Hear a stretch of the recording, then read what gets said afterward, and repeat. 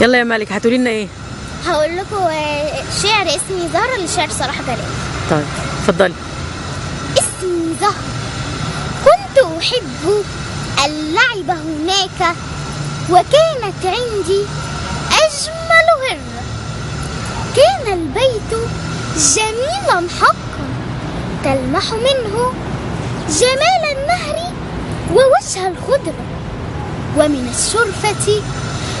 الشرفة كنت أراقب سرب الطير يحلق تحت صفاء الزرق. وأخي الأصغر لست الصغرى، كان يحاكي كل صباح ذاك البلبل فوق الشجرة. وأخي الأكبر لست الكبرى، كان يسابق بالدراجة كلب العامة عند الترعى. وأبي الحضن الدافئ فينا تلمح في شفتيه البسم.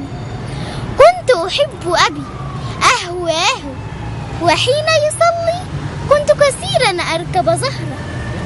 بقيت أمي قلب الأسرة، وبقيت أمي قلب الأسرة. ذاك الوجه الأنور دوما يبعث فينا الحب سحر. كنا نسمر كل مساء نسمع منها أحلى قصة. هي ذي الأسرة، عفوا أعني كانت أسرة. فأبي كان يصلي المغرب حين سمعنا صوت الضجة، حين تهافت قصف النار ليقتل فينا الحب وسحر. قتل البلبل فوق الشجرة، ذبح الكلب وسحق الهرة. أحرق حتى غصن الشجرة، أحرق حتى غصن الشجرة.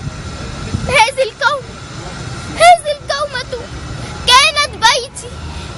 هذه الجثة كانت أمي. هذه الفحمة كانت ويحي كانت أبتي. فأبي الأعزل حرقوا جسده، وصبوا الطهر بأمي كسرا. وقضى الغاصب منها وترا، ومضى الغاصب يكمل بطشه. وأخي الأصغر بكروا بطنه، أما الأكبر حين رآني بعد الأم فريسة ذئب قال دعوها فهي الزهرة. خنقوا فيه الصوت سريعا، ودنا نحوي منهم 10، وأنا أستجديهم رحمة. أنا برعوم، إني زهرة لست بأنثى، إني طفلة.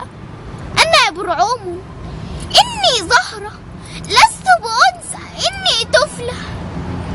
بح الصوت وجف الدمع، وظل القلب الأسود صخرة. كانت هذه قصة زهرة، وجدت فوق تلال الموتى تحت حيطان كرامتي. الله يا ملك، اشمعنى اخترتي القصيدة دي يا ملك؟